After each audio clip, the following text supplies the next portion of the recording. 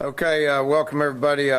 Going into Oklahoma week, it's not to my surprise that playing Oklahoma, who's a top 10 team, every year for the last 16 years I've went against these guys. They've been a top 10 team, so this is no different. It's the same Bob Stoops coached Oklahoma team, extremely talented, play hard, effort, play with the chip on their shoulder, play with an attitude.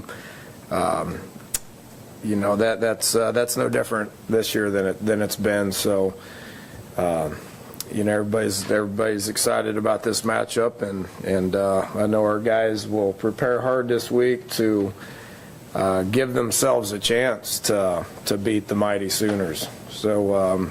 Excited about that. Offensively, they're playing as good as anybody in the country. You know, everything starts with the quarterback. They got an outstanding quarterback. Mayfield just continues to get better, plays with grit. You know, makes plays, takes care of the football, scrambles around, does a great job in the run game. You know, is accurate with his passes.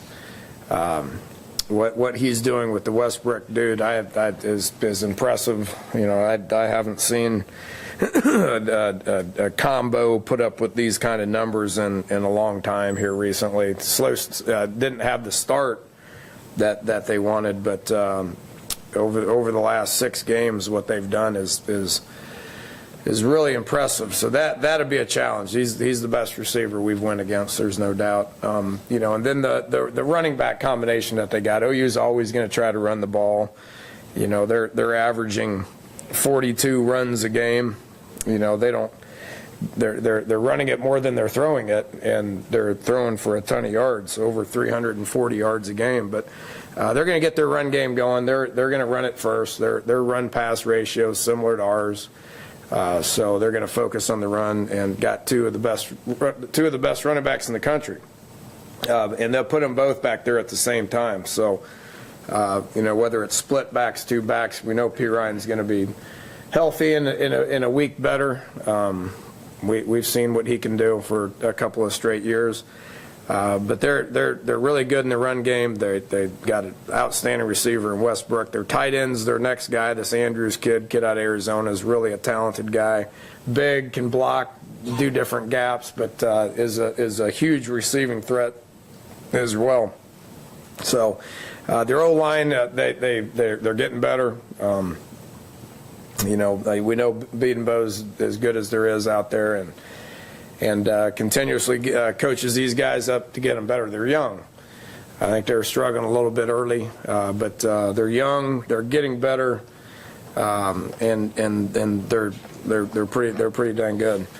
Defensively, I would warn you on looking at stats. If you just look at what our defense did last week, gave up 500 yards, but held Texas to 20 points.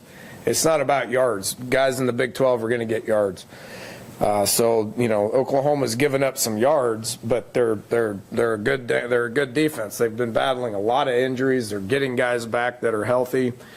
They're playing a lot of young kids. You know, they're starting 2 true freshmen, and got, I think, 6 or 7 of 8 of them in there 2 deep that are true freshman bodies. So they're going to get guys back. Who knows how many of those guys that are hurt are going to be able to play. We're expecting them all to.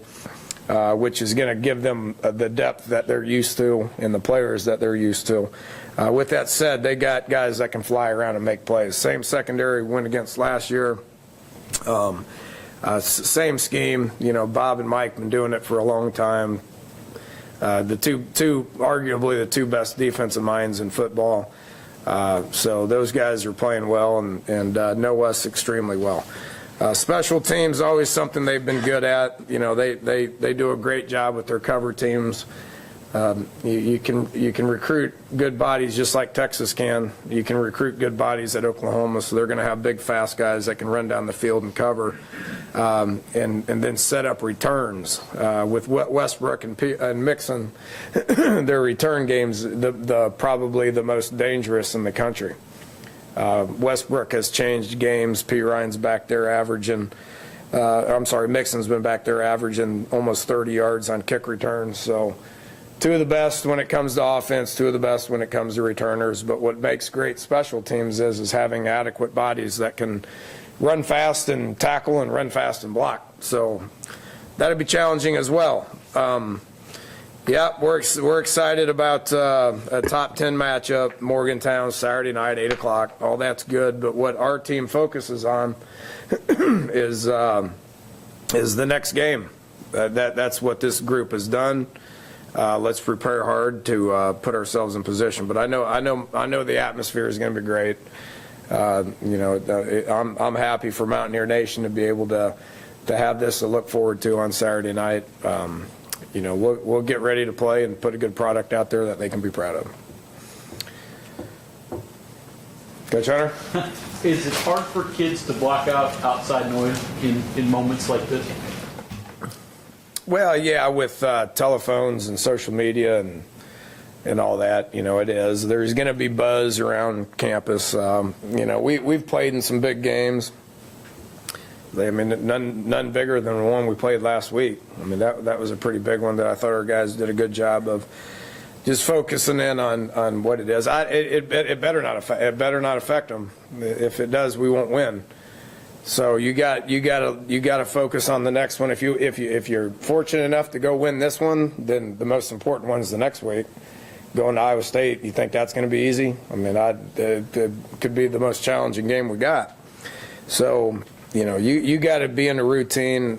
We got good older kids that understand that all we do is preach about what's important is the next one, worry about what you control, block everything out. Didn't listen to people when they said we were bad. Don't listen to them when they say you're good, that sort of thing. It's been a constant communication all year when it comes to that. So I think our guys are at a point where they know how to block everything out. Dana, you mentioned their running backs. What about your running backs? What's the situation with them? Kenny McCoy, I thought, played well. That's why he was our player of the week. For a true freshman to get in there and not, it didn't affect him at all. And he was about the only one we played when it gets right down to it. I've been saying you got to have a second guy and a third guy and probably a fourth guy in order to get through a game.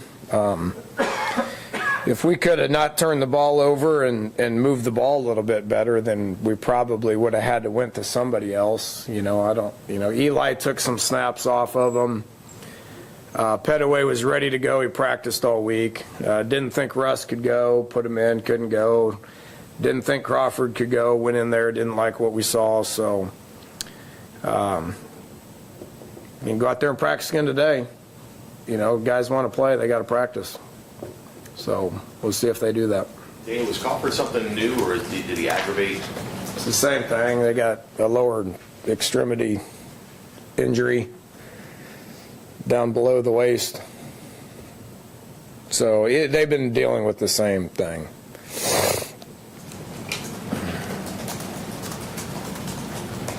Danny, you said you were going to do some reevaluating on the offense. Did you do that, and what result did you come to? Need to play better. Hey. Is that a good one?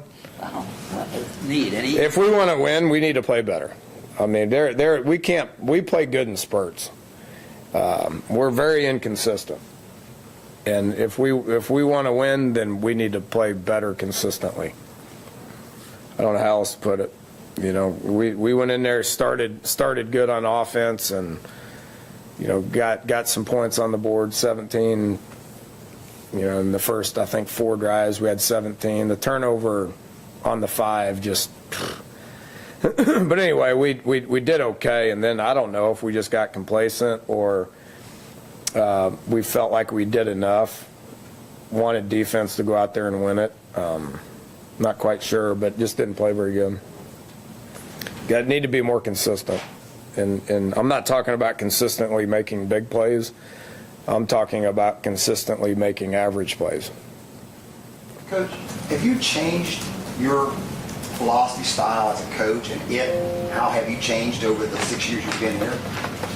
In regards to what? As their just coaching style, I know you're looking more defense now. It seems like you're spending more time with the defense. I didn't notice that when you first. I mean, do you feel like you've changed as a coach since you've been here?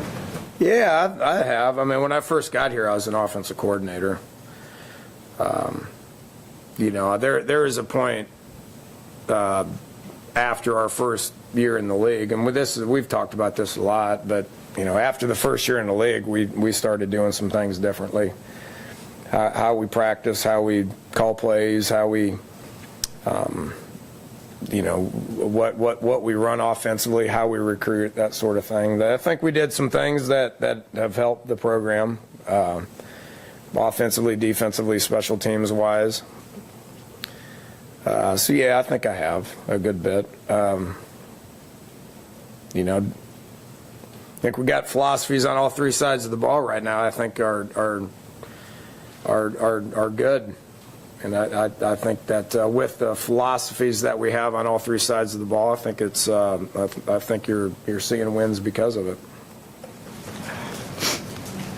Dana, how do you get Skylar to get back in his groove? I mean, obviously the interceptions hurt you. Yeah, just make routine plays. I don't know. He's played a lot of ball around here, so we're going to coach him. We're going to practice the same way that we have. We need to be more consistent. We can't have I'd prefer, I guess, a lot of the higher moments, but we can't have the game-changing moments. Just can't have it. If we want to win, we can't have it. But the biggest thing that I'm stressing with these guys offensively is just be consistent. Be consistent with how you practice. Be consistent with how you play. Do you feel like your best offensive game is still out there? Because there's been some really good yardage games, but that necessarily haven't translated to points. Well, if it's not, then we won't win at some point. So, I've been disappointed in our improvement. I've been disappointed in our improvement. So I think it's still out there. I think it can be out there, but I got to coach better. We got it as an offensive staff. We got to coach better as an offense. We got to practice better. It'd probably help to get a little more healthy than we are right now. You got to grind through it. You got to practice. You got to get out there, and you got to be determined and prepared and ready to go. Probably at some point this year, we're going to need offense to play better if we're going to want to win. Do you think your best attributes as a team that you don't show up in the box with the way you guys have won games? I would say that's the main reason we've won. I couldn't be prouder of this team when it comes to just their mentality that exists with each other. I mean, good bunch of guys, care about each other, like to be around each other. As funny as that sounds, that doesn't exist everywhere. I can assure you that. It hadn't existed in this room since I've been here, although this room's only 2 years old. But I've been on a lot of teams those guys just are they're just kind of teammates. They're not friends, but this group really likes each other. Our camaraderie with the all three sides is good. With the coaching is good. I see defensive coaches cutting up with offensive players all the time. I see offensive players cutting up with defensive players, and there's just a lot of good interaction. And they do what they got to do. They expect to win. They do what they got to do to try to find a way to win in the end for the majority of the time. And that's a great quality to have. Fun to coach. But I think you can cultivate that environment, definitely. Which we have cultivated that environment in a lot of different ways. But the players deserve a lot of credit for that. Do you remember if you even had a shot with D.D.? I know Lonnie was on him for a while there, but during recruiting? Well, yeah, there's always initial interest. But he's a Texas kid, so that was a good fit for him right up the road. Good player. Was a good player at Blinn, and has continuously gotten better. you can see going back a year ago, Mayfield was looking for number 3. The Shepherd kid who's playing pretty good for the Giants now. But now he's looking for him, which is why the numbers are going up. But they're 2 great players. And again, Westbrook's doing things that are pretty impressive. You expect Noble back this week, and would you talk a little bit about Schuler's? Yeah, I don't. That's why we practice. What we thought Noble had a chance to go on Saturday, and just had a hard time pulling the trigger. So we'll see how he is today. I'm expecting him back, but see how he is today. Can't say enough about Schuler and Reese Donahue. Both those cats, 2 freshmen going into that game. Schuler got his first start, played well. Has a chance to be a really, really good player. And then Reese Donahue going as a true freshman, just playing his tail off. He's got a bright future here as well. In offensive line, you did some juggling at Texas. Decide what you want to do there moving forward, or? Yeah, we'll keep moving them around. I think the best approach, I would like to get our best 5 out there and just play them every snap. That's just really not reality. You got to give guys a break every now and then, and we feel like we got 7 guys right now. With the 5 starters, Grant and Marcel, that have played. Those guys are all going to play. They got to play good. If they don't, then we'll keep rotating people. But I would expect that to continue as the year goes on. This is maybe just my observation, but it seems like with the way offenses have gone and it's fast and a lot of points, that some teams like to have it easy. And, they Kind of what? just like to have it easy. And when it isn't easy, they kind of fold up a little bit. I guess, to what part of your success, all these struggles you've talked about, that you all have been able to accept that it's not going to be easy and still, stay in your lane and win 24-20, but also you've had those games you have thrown up points in yards too. And it's not like one identity, I guess. Well, let's not forget the opponent might have something to do with that. I will give Charlie credit, and those guys were ready to play. I mean, just the pregame aspect of that, you could sense that those guys were ready to play. And I thought they had a good plan on defense. They got great players on defense. They're going to get better and better and better. They may have had something to do with our struggles offensively. So there's that. Everybody, I mean, it's human nature to want it to be easy, but that's not reality in college football.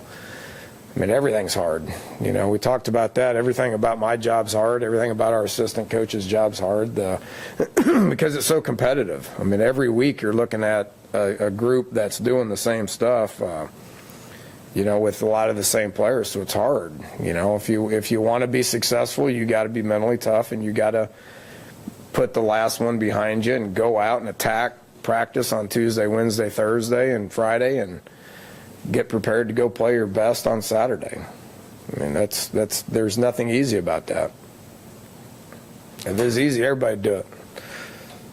Coach, with just the way Coach Gibson, if you can talk about with the kids on defense, the younger guys, the way they progressed, and just if you could speak on that a little bit, please.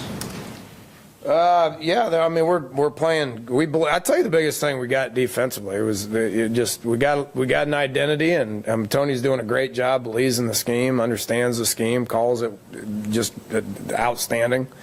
Got older players that understand what to do and go out there and they play. And then if you don't have younger guys like Schuler and Reese and Toyas Avery went out there and we got some good quality snaps out of him.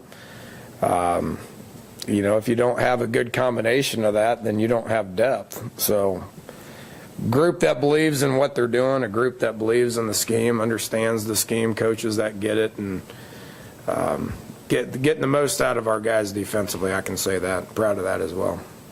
How's Draven doing in his recovery? Good. Yeah, we took him and Jaleel this week. We took him on the trip to Texas. They wanted to go. Jaleel is a lot farther along. There's a chance he'll get cleared for the bowl game. So we may get him back in December. But Drayvon's good. I mean, he comes into the meetings a lot and interacts with the guys. You know, if you tell me we're going to Texas and going to hold them to 20 points, win the game without our two best defensive players, Drayvon and Noble, say, woo, that'd be tough. You know, but that says a lot about our defense, our coaches, our guys that, you know, just get guys plugged in and they don't want to let anybody down. They want to go in there and they want to play hard. And you've had 3 members of the White family here producing for you. You probably wish you had them all for 4 years, but what binds them together? And is there something special about that family, maybe, other than just athletic ability? Oh yeah, they're a very, very tight knit family. It's been fun getting to know them. You know, Mom and Dad are awesome. They, you know, I've been to their house a couple of times. They've been to my house a couple of times just through the recruiting process. But it's, you know, with the bond that they have. You know, talking about, you know, what Kevin had with with DeKeel and Wendell. Carried over to Karan coming in for a year, having that same relationship with DeKeel, and then Kaiser comes in. You know, that kind of that exists with our whole team. You know, but what that family is a special family. They're very close. You know, their older brother's a good dude that's always around, comes to all the games. You know, the younger sister just signed with Auburn as a basketball player. Very, very talented family, but a very tight-knit family that cares about each other, you know, and when you have that kind of support, you tend to do good. So it's been fun to get to know them, you know. I'm glad we got them for another year. I don't know if I ever find a family or meet a family like it. From the ability, but just quality people. Along those lines, what do you think of Karan's improvement? He's getting better. He's getting better, becoming more consistent. There is you know, he's still got a long ways to go. Kaiser's got a long ways to go. They both do. They're both on track to being really good. They're on track to being really good. The leadership of Al Rasheed, how important has that been for your defense? He's the vocal guy. Love Al. You know, recruited Al, you know, and Al overcame a lot to get here, and it's been great. You know, waited his turn. You know, we talked about this beginning of the year. You know, he goes in for, you know, Jared Barber was a huge presence for us last year, and he went out game 2. Al went in there as the player of the game. You know, but Al was huge on special teams. What Al did on special teams for us last year, we're getting that out of Marvin Gross right now, out of Xavier Preston right now. Sean Walters is doing that. But now Al's in a middle linebacker team leader type situation. So he's our vocal leader. You know, makes all the calls on defense. You know, trust him. Is just a very, very huge presence and a positive leader.